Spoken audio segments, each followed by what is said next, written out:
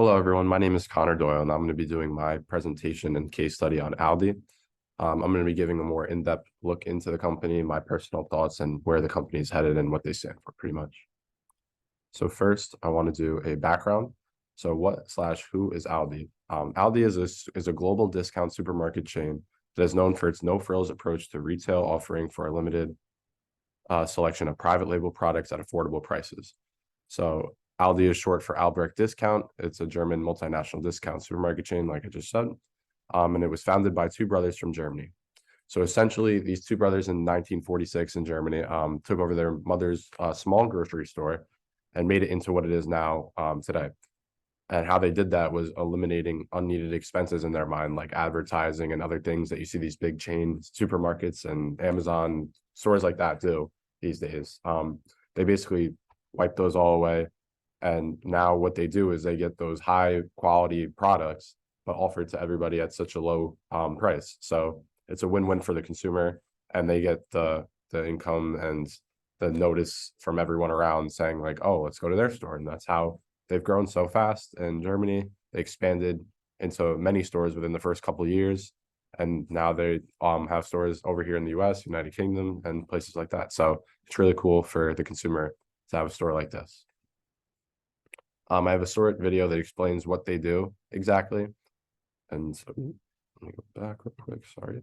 And yeah, this video, I thought it was good because it goes through what their company does day to day and what they offer the public. So let's take a quick look at this.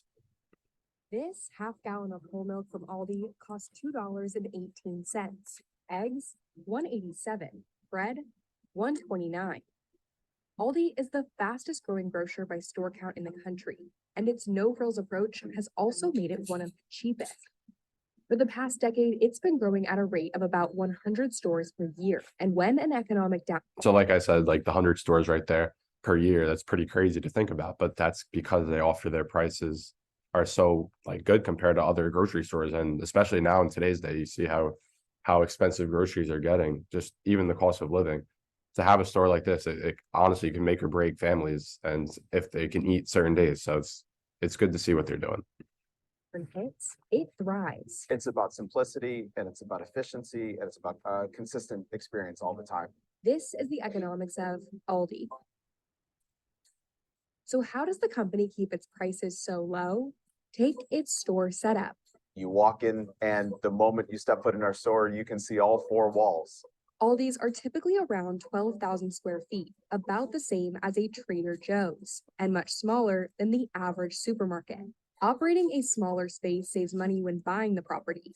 On the lease, Yeah, so they have utility, like they were saying. I was going to stop and say utilities is a big cost saver, because obviously to have prices be this short, their revenue isn't going to be as high, but cutting their unneeded expenses, like I said, advertising, and they're going through this example, utilities like the light and electricity and the heat, like anything that you can get rid of, like those kind of expenses, it helps them help us, kind of, is what I mean. and on utilities. The layout at Aldi is as much designed for our operational efficiency as anything. And so being very specific about the amount of footsteps it takes to service our store, and a very limited store size allows us to operate a very efficient operation. And that creates a lot of value.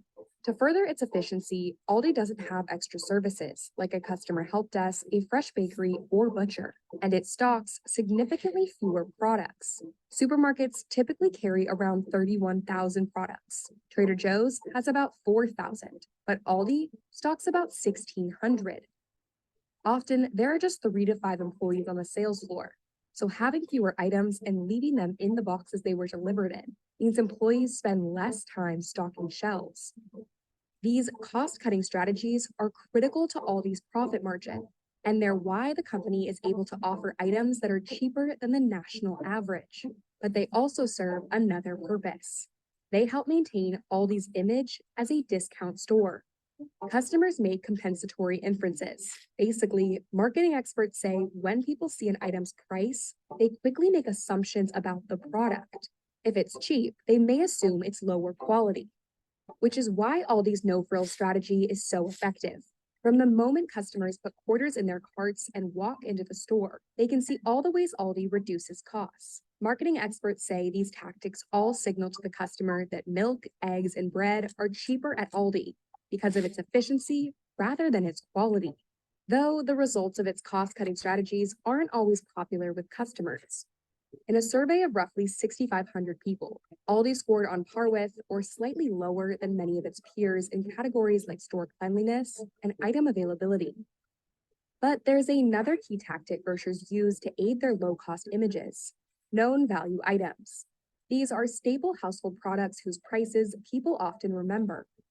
As Aldi has expanded across the country, other grocers have reduced their prices in response, particularly on these types of items. When Aldi comes in, it prompts other retailers to look at their prices again and kind of, surgically examine how to adjust what they sell and for how much. And that was touching into what I said earlier, the help them help us is even if you don't shop at Aldi, what they're doing, like they just said, offering these prices so low forces stores like Walmart or your Price Chopper, Hannaford's, whatever superstore you go to, or supermarket, sorry, that you go to.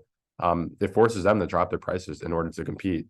Obviously they're gonna have people coming in the door regardless, but if you have not everyone buying bread, milk, and eggs at your store, there's gonna be a reason they're gonna notice, like, okay, maybe we have to drop our prices so that people don't just go to Aldi for those when we can sell them those exact products, kind of thing.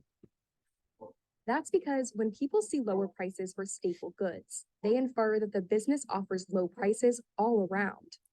And when it comes to value for dollar, Aldi ranked highest in the customer survey at 96%.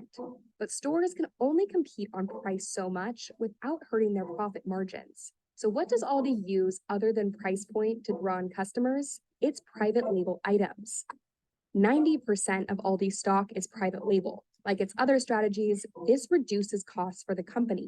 We take all of our buying power and we put it into the 7 most popular or common salad dressings that a customer might buy. That allows us to deal directly with manufacturers and make sure that we get the best cost price. Analysts say that Trader Joe's uses private label items to differ from competitors by creating items that customers can only find there, like its ube mochi pancake mix and butternut squash mac and cheese. But at Aldi, you'll find private label items that look quite similar to the most well-known national brands. Instead of wheat thins, Aldi has thin wheat. According to analysts, this is because Aldi wants customers to think they're essentially getting the same product, but at a significant discount. There was a time when the perception was, they're the generic brand and, they're just cheaper, but not as good as the national brands. And those days are over. As consumers felt the lasting impacts of inflation, sales of store brand products increased. From 2018 to 2022, there was a 34% increase in industry-wide private label sales, totaling more than $57 billion. While some other grocers might have private label offerings, this is the existence of what we do.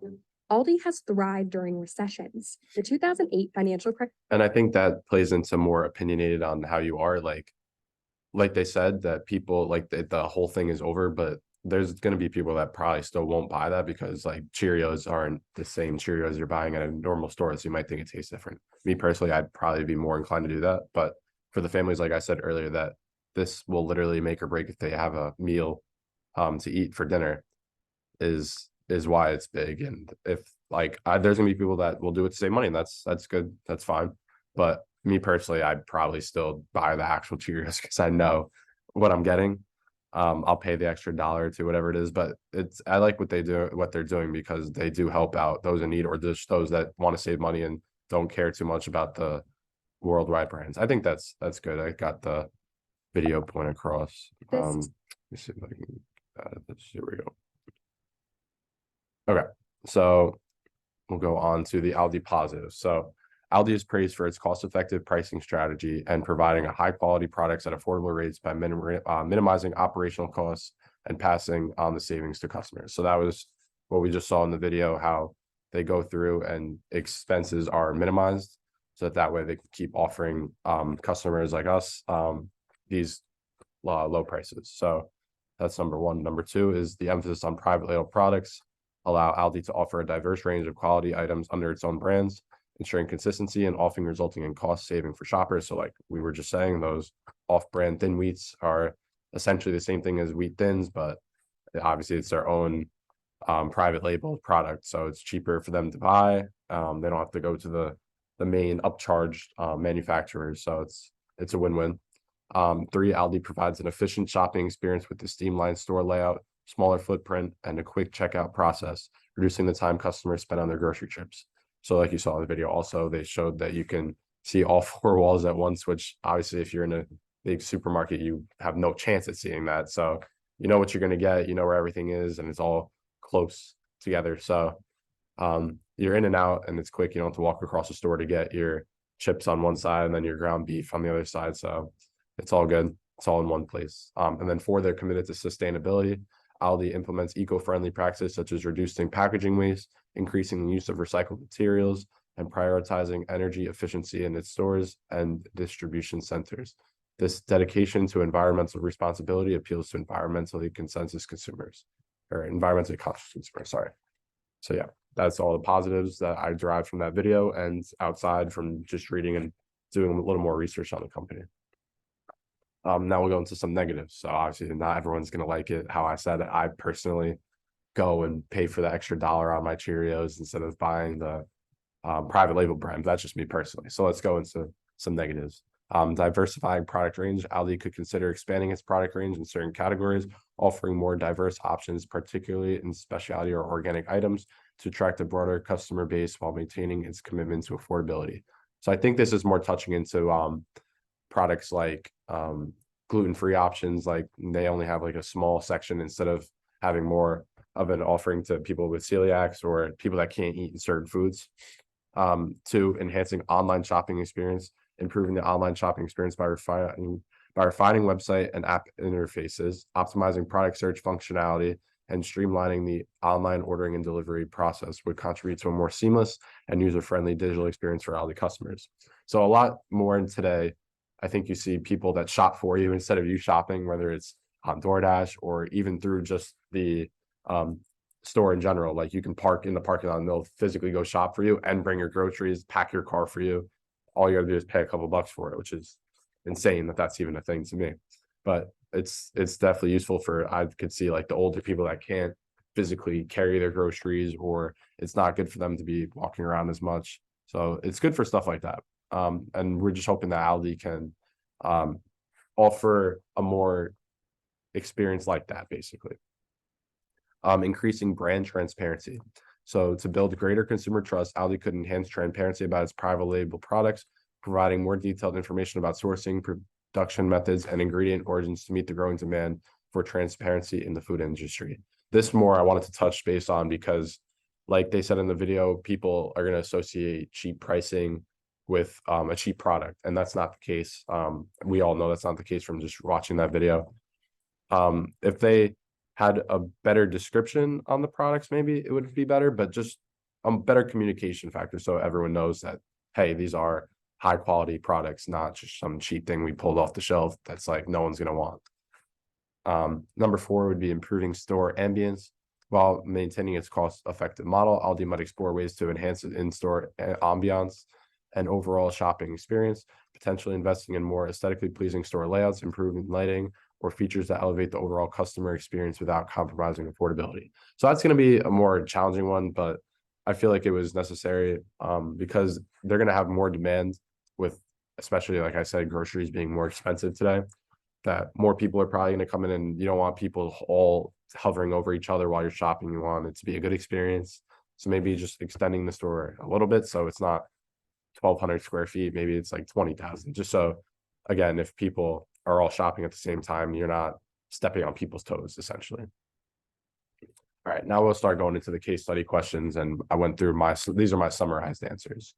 So number 1, the question was, using materials in the case and items to which you gain access to research, describe how Aldi is creating competitive rivalry in the retail groceries industry. In my summarized answer, I said Aldi establishes competitive rivalry in the retail grocery industry through a cost-focused strategy, emphasizing low cost with no frill stores. And that's basically, no frill is just reduced expenses and no like BS expenses, like that they don't have to spend money on like advertising. They advertise themselves through their products. And a unique warehouse like layout. Internationally, in the US and alongside Lidl, Aldi gains market share prompting major competitors in the UK and Australia to respond with price reductions. ALDI's impact extends beyond retail competitors, reshaping the grocery industry's dynamics by compelling players to adapt to its cost-effective and market-expanding strategies, evident in its growth, acquisitions, and influence on wholesale prices. So this was all, again, I've touched on, I think, in the previous slide, where it's just ALDI is competing with these big retail stores with their products and offering them at a reduced price while maintaining that quality. It's just getting that quality to the customers, communicating to them that these are high quality products is where I think that they can still improve, even though in the last couple of years it's been more evident. Number two, as explained in this chapter's opening case, Amazon purchased Whole Foods. How will this transaction affect ALDI as it seeks to expand its presence in the United States? What competitive actions might ALDI take in response to Amazon's purchase of Whole Foods? ALDI employs a competitive strategy in the retail growth industry, focusing on cost efficiency with private label products and no-frills store layout while resembling warehouses. Its international impact, alongside Lidl. Okay, so basically, what I try to get at here is the same thing as the last one. They're going to go with their cost-effective, basically products that they compete with. So like for this one, I feel Amazon purchasing Whole Foods. Whole Foods is known to have organic, better foods that are basically more expensive. Like you can't go in Whole Foods without paying for what you're getting, kind of thing. So I think that's also, I said in the negatives, one thing they can improve on ALDI, if I had to point my finger on it, would be to offer more organic and gluten-free foods so that they could compete with Whole Foods. So that's how I think that they can grow and compete more, is just having those same foods at a fraction of the price somehow, because it's so hard to eat healthy nowadays. It's so much more efficient for a family of four to go eat at McDonald's than it is for them to go make a home cooked meal, because of how expensive it is to eat healthy and convenient. So that would be mine for that one. Number three question, using concepts and actions explained in this chapter, decide if ALDI is more likely to respond to any strategic actions Amazon might initiate through Whole Foods, or if Amazon through Whole Foods is more likely to respond to any strategic actions ALDI takes. Be prepared to justify your decision. So I said ALDI, with its cost-focused strategy and emphasis on efficiency, is susceptible to strategic actions inflated by Amazon through Whole Foods. ALDI's success is contingent on low cost and streamlined operations, making it vulnerable to any moves by Amazon that impact pricing or operational efficiency in the grocery sector. So again, pretty much just nailing down that they have to compete by remaining who they are and just getting the people, especially America, because obviously they originated in Europe and Germany. People over there, they know what ALDI is because that's where it came from. People in America, it's more newer, this whole efficiency and just how we think. Like the video, the video outlined it perfectly, in my opinion, because if I see something at the store, unless I know it's like paper plates, but if I see like meat, or if I see meat or something, I don't know, anything, if I see them right side by side of each other, one's $2 cheaper, but they look the exact same and they're measured the exact same weight, I'm just going to assume that the store it's either going old, or I'm just not getting like the quality, basically. So I might be more inclined to go for the more expensive one, because I know, in my head at least, I think I know that the product is more quality, even though that's not the case here with ALDI. We just got to get that message across to the US, is what I'd say, the US people. So the company's expansion plans and investments suggest confidence in its current strategy, but also initiate a need for adaptability in a dynamic market where Amazon's diverse approach, combining online and offline retail with a focus on quality and convenience, could potentially impact ALDI's competitive positioning. So like I said, also in their negatives, just become more available to everybody by making its store a little bit bigger, in my opinion, while obviously remaining in its low cost whole brand idea. And then also offering an online way to either shop or just a more convenient way so that everyone can be in and out with their happy products from ALDI. And the last case study question was, in a competitive rivalry scene, explain the actions, strategic and or tactical, you believe Walmart and Costco will take to respond to ALDI's intentions to have 2,500 US stores by 2020. So obviously this is a little outdated. We know how many stores now ALDI has and how they've done it. But in 2020, obviously, they had stuff like COVID that obviously set back their plans a little bit, because not everyone was able to shop safely, at least, or just at least it was harder for them to expand. I think that's a given. And I said to that Walmart and Costco are anticipated to respond to Aldi's plan for 2,500 US stores by 2020 through heightened price competition. So like I said, these big stores are going to have to drop their milk, bread, and egg. That's just one example, their prices just to compete with them. And I think what Aldi is doing definitely benefits us as a whole in the consumer industry. Definitely. Both retail giants may extend their private label products to emulate Aldi's success with cost-efficient strategies. Adjustments to store formats and designs might be implemented to enhance operational efficiency and reduce costs, aligning with Aldi's no-frill approach. Advertising strategies could be reevaluated to emphasize unique selling points, differentiating them from Aldi, which falls into a more minimalist advertising approach.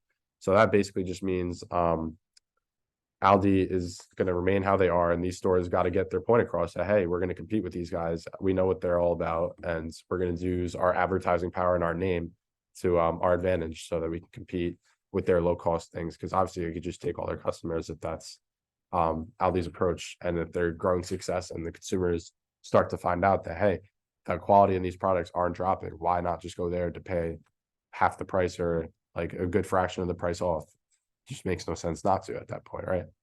So advertising strategies, we already said that. Walmart and Costco may accelerate aggressive expansion and remodeling initiatives. Lastly, a focus on supply chain optimization, potential partnerships or alliances may be pursued to strengthen their competitive positions in the dynamic U.S. grocery market.